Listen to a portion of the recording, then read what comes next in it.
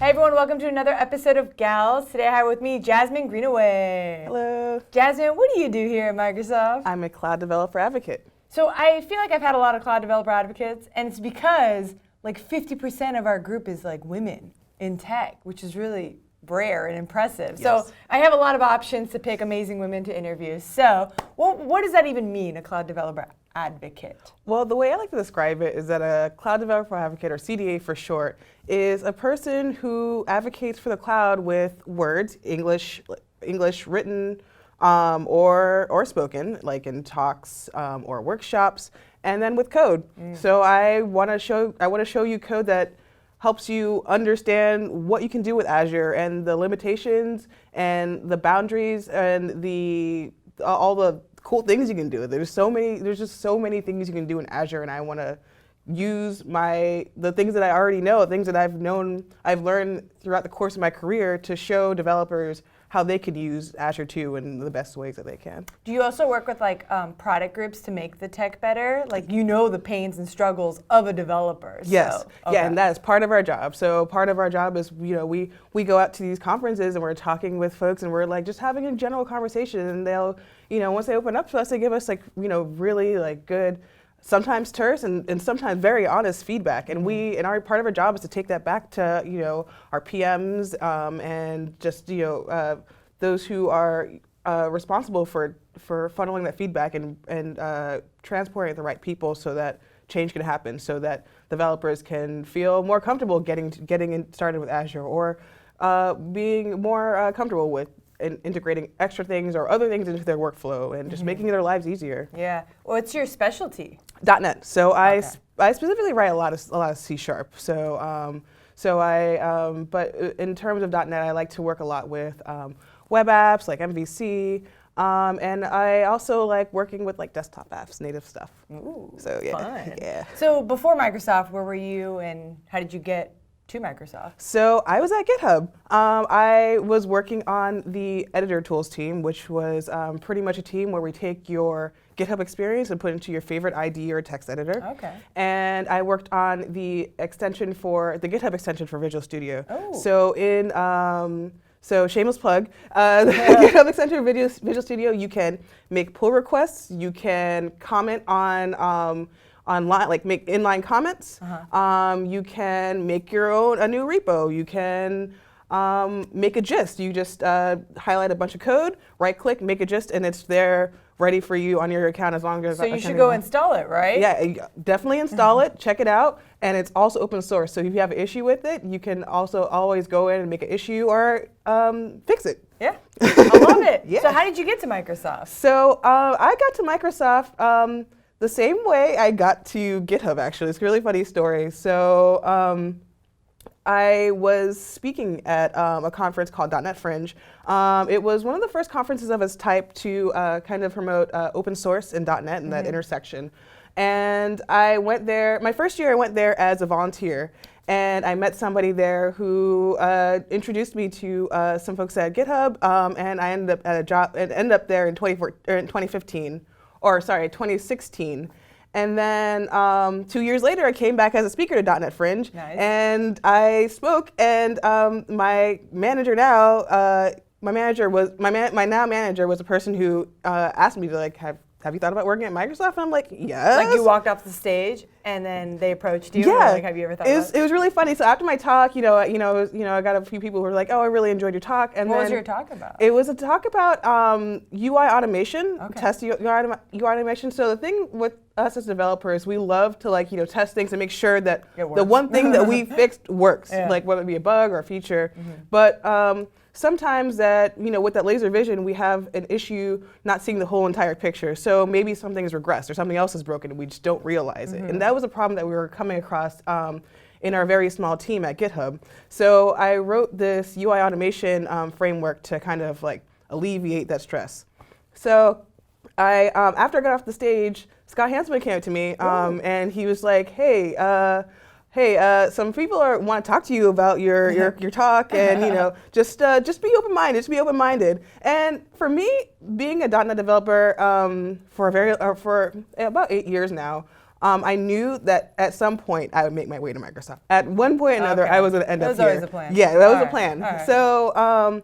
So I just didn't know what happened so soon. And so I got back home and I had a DM from my manager, Scott Caton, who's like, hey, what's your schedule looking like? You want to come in for an interview? Let's chat. And I was like, okay. That's some good advice. Give a talk at a conference, have a Twitter account, Yes. keep open DMs. Yes, yes. And the job offers will come in. Right, Yeah. for real. It's all about saying yes and kind of making yourself a little uncomfortable. I've always been nervous about public speaking, but that's definitely going away now because They'll like throw part you of my in there. job. Yeah, And that's you know, awesome. just like being uncomfortable really opens yourself to like so many doors and there's so many opportunities that you didn't realize were there. Yeah, for sure. That's great. So before all this GitHub, Microsoft Magic, and .NET Fringe, let's go back. Let's go back in time. Yes. Baby Jasmine, what was your first introduction to tech? So my first introduction to tech was technically one of my sister's close friends. We got this new computer and we had a printer. And there were times where the printer just wouldn't print.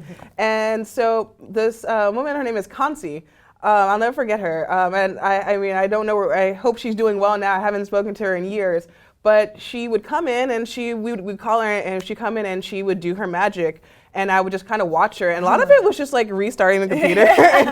And you know, sometimes she would, you know, go into device settings and things like that. And I was like, okay, cool. And eventually, you know, she helped me learn how to like fix it myself. Yeah. And then and when so at that point we didn't have the internet yet. We hadn't bought the internet yet. But then maybe a year later, we finally had AOL. Yeah.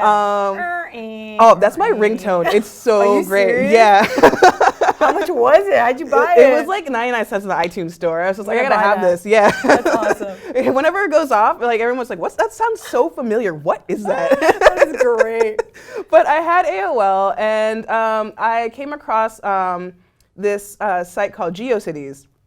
Now, before I actually we actually started using the internet, I had this. My mom bought this this program called Coral Suite, which is pretty much it's like a kind of like the Microsoft suite where you have like Word and stuff like that. So Coral had its own thing. It was called like, you know, it had like its own word processor, presentation kind of stuff. And so I used that to like make these, I used presentation to make these like silly slideshows. So they had like all these like cool clip arts with like, you know, blank faces, and you can like put like all kinds of weird faces on that. And I called it like the ugly show because it was just like these like random faces. You were a cartoon artist at one point. Yes. Okay. So I was just like putting like random clip arts, like kind of like Mr. Potato Head with like this clip art. And so I was like, I want to put these on the internet. And so I came across GeoCities, like, okay, fine, well, I can do it. And so I like would put them on GeoCities, and I don't think anybody ever like went to them because like I had like a guest book and no one ever signed it. Aww. But then I eventually like made sites about like, my favorite bands and just like random things. I think I made one about pickles because I love like pickled foods and like fermented things. It's like my thing. How old were you when you were doing like this? 11, That 10. is so cool. That's awesome. And then that eventually went into when LiveJournal came out. I was making like custom like layouts for friends, and I got like paid for it a little bit, you know. And then that eventually went to like MySpace, and so I was like making like, you know, little like layouts for friends and things like that. Yeah. And so, but at the end of the day, I didn't think that I would ever want to be like a computer scientist, software engineer, web developer. My lifelong dream was to be a meteorologist. Oh. So I watched the movie Twister, and that changed my life. I really wanted to like study the weather. I didn't want to be on TV, but I just kind of wanted to like do what they were doing, like throw some like these computers, these little tiny computers in the air, and like read the temperature for the twister coming into town. And right, exactly, and just like go across like, you know, just remote areas of the earth and like study the climate and stuff awesome. like that. What happened? Did you go to school for that? I went to school for that. That's I awesome. went to this college named Embry-Riddle Aeronautical University. It was initially a school for pilots, and then eventually it started adding more programs, so you can go there. You can pretty much go there to be a rocket scientist at this point now. Nice. And they had a meteorology program, and I went there with a minor in computer science because it kind of gives you a competitive edge as a researcher.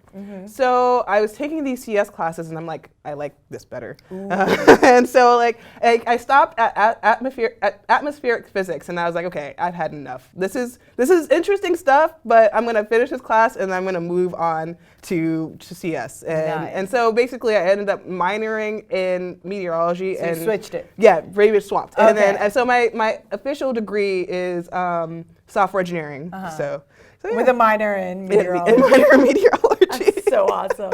What was it about the computer science class that made you say, I love this? Like, what were you doing that it just sparked an interest? Oh man, so I took this Perl class, and part of the, one of our assignments was to make a calculator, and I was like, this is really neat. And I was so proud of myself when I was done. I got like a good grade, and I like took a look, and I was like, I like this better. I built something. Right, yeah, I built this. And it does equations. Right, That's amazing. Right, and like I would take it home to my parents and be like, Mom, Dad, look what I did. Yeah. Did they even believe you? Or they like, what? No, that's a computer program. Right, they were like, we don't know what this is, but we're happy for you.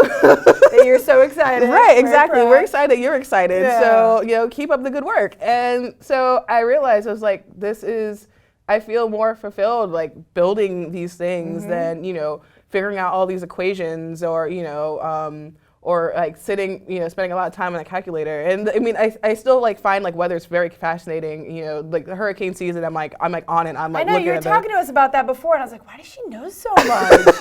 Like the hot weather pots make this, you can do this. I was like, what? Like, this is a passion? Obviously it is. That's amazing. Yeah, so yeah, I still love it, but building stuff is definitely where I saw myself in the future. Nice. When I thought, because when I was in college, I was like, do I want to do this for the rest of my life? Like, what do I want? Like, what do I want out of my life? Like what's going to make me happy? How am I going to be happy after I finish college? Because I'm You're a very mature 20-something-year-old. I'm impressed. I was like, I'm going to the real world, and I know it's going to be different, and I want to be, happy. So I really thought about it for a long time. My mom definitely was just like, I went to a private school. So my mom's like, this is really expensive like move. Like, you went to this school because it was one of the closest schools for meteorology.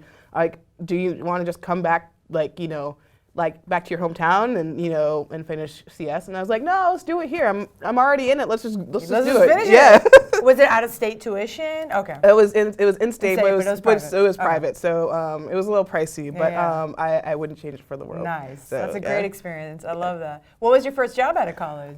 So my first job was this company that it was like an internet as a service platform for municipalities and organizations to send out alerts to those who might sign up to their notification service. Okay. So it was pretty much like, oh, maybe there's a festival happening, or maybe there's an emergency situation. Someone was responsible for somebody who had bought the service was responsible for logging into a site and sending out a detailed message, or like whether it be a voice message or a text message or an email, and alerting those who have signed up for the service. Oh, so you worked on that? Yeah, so I worked at that point, I was pretty much like a full stack developer. So the story is that I ended up working there as a part-time intern, and they hired me full-time. And so I was doing a lot of JavaScript, C#. I learned like a lot. So, and that was around the time when like jQuery started coming out. So like there was a lot of cool things you could do, and like a lot of interactive things. So it was a lot of fun. I learned a lot, and I had like a really great mentor. And her and I will try and keep in touch every once in a while. Nice. And I always tell her, like, thank you so much for like sitting behind me and like looking at me, and I was at that point I was writing like VB.net. Yeah. And so it was like a really great segue into like C#, because eventually the whole like team moved into C#, and it was just like a really great great transition for me into that. And she like was really great at helping me every step of the way. That's awesome. So how long were you there for? So I was there for about like 2 years. Okay. So and then what was the next role? So I went to Sears Home Improvement Products. Oh, how did that happen? So I was just ready to be kind of, where I was living at the time, I was living in Florida, and I was living in this area called Port Orange, which is right outside of this area, Daytona Beach, where they have Daytona 500 and all that. And I was just like, I want to be a little bit closer to Orlando. So, which is like about maybe like a hour west from Daytona Beach. Okay. So I was just like, you know what, I'm gonna just apply some jobs in the area, see what happens, get some feelers out there. And Sears was like, yes, let's hire you. Come to our side. Nice. And at that point, it was a really good exercise and just learning experience in time management, because I was working on a web app and I was working on some WinForm apps, and I was also doing like some customer service stuff, like you said this ticket saying that this thing is not working, like what's not working, can we get some screenshots and that kind of thing. And part of my job sometimes was to go in and fix it. Wow, so that's yeah. interesting. You always forget that every single company has a huge tech org within it. Yeah. So you never think Sears tech. No, wait, obviously Sears tech, like they need support. Right. They build apps, they have websites. Exactly, and the same thing happened at my next job. So at that point I was like, okay, Orlando's cool, I'm ready to get out of Florida. So nice. I came home one day, I sat at my coffee table, I spent 5 hours working on cover letters and redoing my resume, and I applied to all over the US. So I applied mostly like San Francisco, Chicago, like any like large, big cities? big cities, and I applied to New York. And how many resumes do you think you sent out? I think I sent out maybe like I think like 10. Okay. And I was like, okay, but whatever. every customized like custom letter? Okay. So yeah. you just took your There was time. one I made a mistake where I accidentally sent a cover letter that I meant for another one. Ooh. It was like, whoop, and they definitely said no the next day. I was like, okay, sorry. Shut down. It's like my bad. Okay, Oh, I that's totally awesome. deserved that.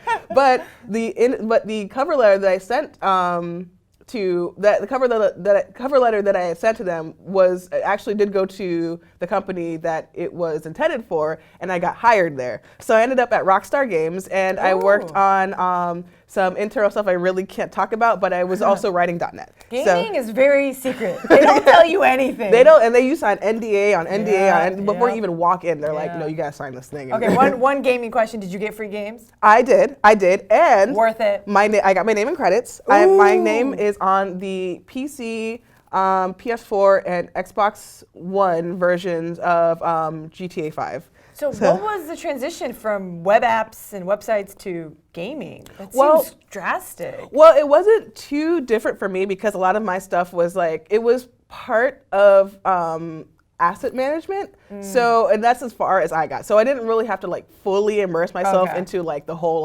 graphics and all that yeah. stuff. So Okay. it wasn't like too intense, but a lot of my stuff was But still, asset management for a game is probably intense. Oh yeah, huge like game terabytes of stuff. Right. I don't even know. Yeah. So part of my job was still like web stuff. So it didn't really like all the skills that I had in my previous job, like, I could still like apply at Rockstar. Yeah. How long were you there for? So I was there for about, I think, like maybe a year and a half. And So, still in the back of your mind, were you still always like Microsoft? I'm gonna come to Microsoft. yeah. Oh, absolutely, absolutely. Yeah. And at that point, and then I was also at that same time when I moved to New York. I went to grad school. I did grad school online at University of West Florida. Nice. Because for me, I was just like, I can't afford to really quit my job. Yeah. So I did it online. I found a solution, and to take these classes online, and that worked out really well for me. So I was thinking about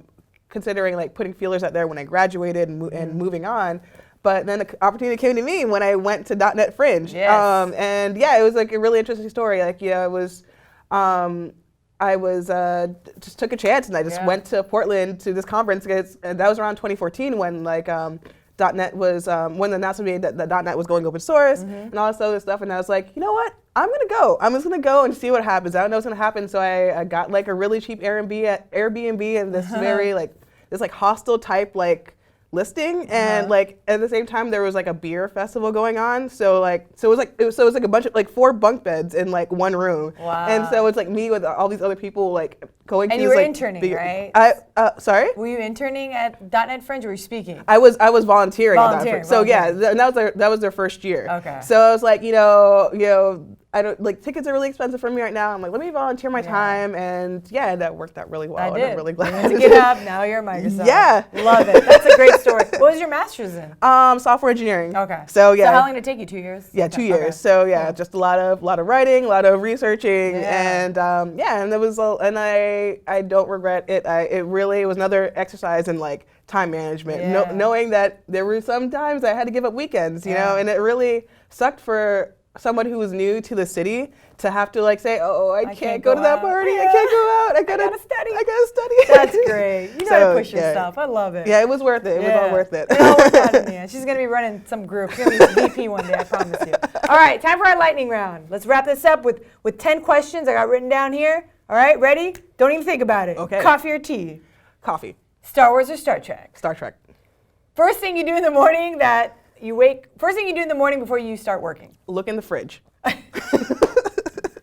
What to eat today? Yep. One thing you spend money on that makes your life easier? Delivering groceries, getting my groceries delivered. What do you use? I use this app called Fresh Direct. Okay. And yeah, it's just, for me, that's like one of like the chores like I hate doing is like going especially in New York City, it's super hard. Oh gosh, and it's so packed. And so I'm just like, order my groceries, get it right to my door, and like just be set. Worst buyer remorse? Oh man, smartwatch. I just don't need it. I don't need to like be so buzzed and attached to my phone. Like I'm like at the point now where I'm like turning off most like notifications on my phone. Oh, I can't do it. Yeah, I have to have it shut off. It's like text so is overwhelming. the only thing I get. Yeah. It's too overwhelming. Biggest online time waster? Oh man, ads.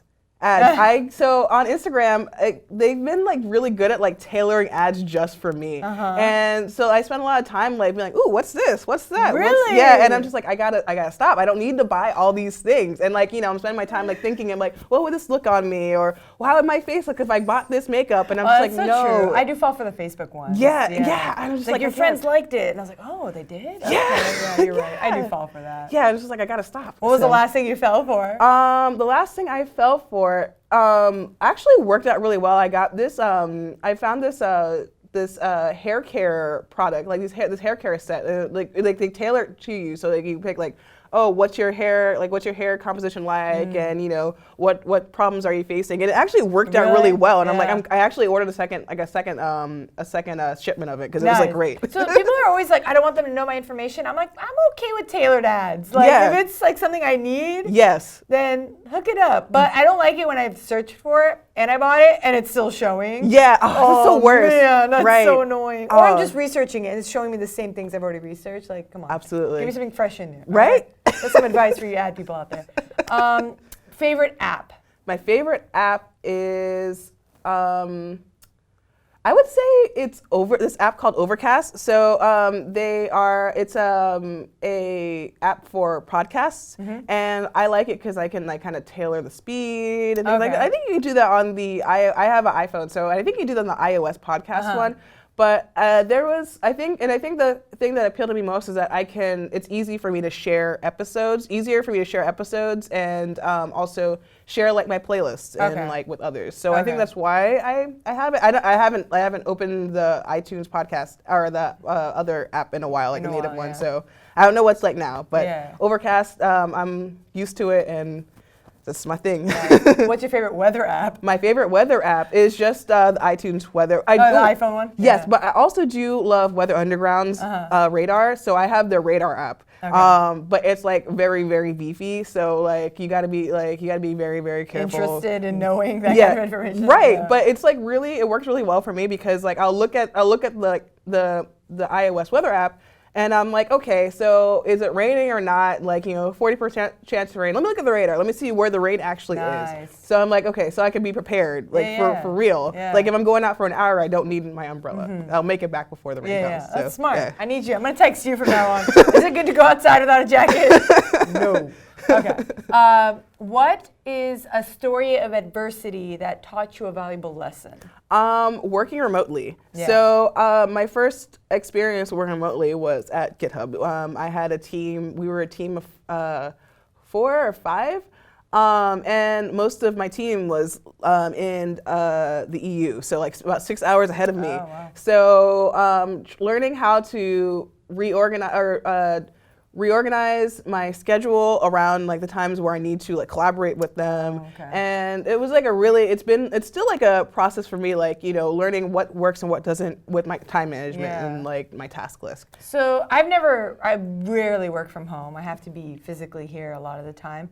What is that like? Do you put a set schedule? Do you have to be like, I'm not going to touch my computer between these hours because that's my own time? Like when I go home, I like look at my phone and that's it. Like I'm not opening up my laptop too much. Right. So, because I give you my time here, I don't want to give you my time elsewhere, okay? So how does it work for working from home? How do you separate the two and not feel so stressed that you have to do all this work when you're at home, and how do you divide it? So I learned, towards the end of my time at GitHub, I learned this really great process that actually my manager at the time at GitHub helped me out with. She said, pick three things that you need to get done today or you really want to get done today. And then add some stretch goals after that. And know that, and you know, also always at the end of your day, reflect like, why didn't these other things get done? Is it, you know, what was their blockers? And, you know, do you need, and like assess whether or not you need to ask for help. And so doing that really gives me like laser focus, especially when you're working from home. It's so easy to kind of like go off on tangents because you're by yourself. Like I feel like when you're in like an office setting, everyone, like just the environment and like the general morale of the group is like work, you know, heads down.